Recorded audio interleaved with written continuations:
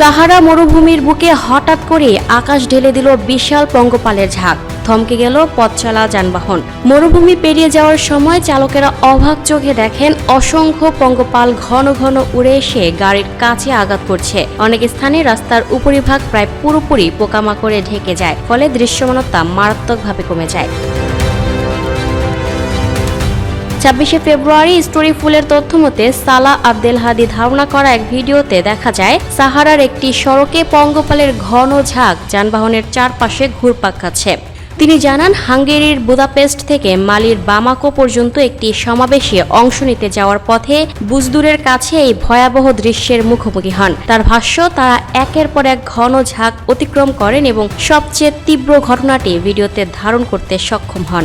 এদিকে মার্কিন সংবাদ মাধ্যম নিউ ইয়র্ক পোস্ট জানিয়েছে, স্পেনের ক্যানারি আইল্যান্ডসেও দেখা দিয়েছে পঙ্গপালের বিশাল ঝাঁক, যা অনেকেই পঙ্গপালের প্লেগ হিসেবে বর্ণনা করছেন। সাহারা অঞ্চল থেকে আসা মরুভূমির পঙ্গপাল অনুকূল আবহাওয়ার কারণে দ্রুত ছড়িয়ে পড়ে কিছু কিছু দ্বীপে। সামাজিক যোগাযোগ মাধ্যমে ছড়িয়ে পড়া ভিডিওতে দেখা যাচ্ছে পঙ্গপালের ঘনত্ব আকাশ পর্যন্ত অন্ধকার হয়ে যাচ্ছে। দৃশ্য যেন কোনো দুর্যোগের চলচ্চিত্র।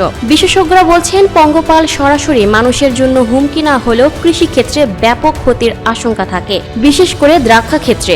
জাতিসংঘের গবেষণা অনুযায়ী মরুভূমির পঙ্গপাল পৃথিবীর সবচেয়ে ধ্বংসাত্মক পরিযায়ী কীটপতঙ্গগুলোর একটি। প্রায় 250 একর বিস্তৃত একটি ঝাঁক একদিনে 35,000 মানুষের খাদ্যের সমপরিমাণ ফসল খেয়ে ফেলতে সক্ষম। ইতিহাস বলছে, ক্যানারি আইল্যান্ডসে এ ধরনের আক্রমণের নতুন নয়। 1958 সালে আফ্রিকা থেকে আগত মরুভূমির পঙ্গপাল টেনেরিফে ব্যাপক ফসলহানি ঘটায়। পরিস্থিতি নিয়ন্ত্রণে তখন আকাশপথে কীটনাশক স্প্রে করতে হয়েছিল। 4 বছর আগেও একই অঞ্চলে প্রায় 10,000 হেক্টর ফসল ক্ষতিগ্রস্ত হয়। আবারও সেই আশঙ্কাই সামনে। প্রকৃতির এই ক্ষুদ্র প্রাণীর ঝাঁক কত বড় বিপর্যয় ডেকে আনতে পারে তা সময়ই বলবে।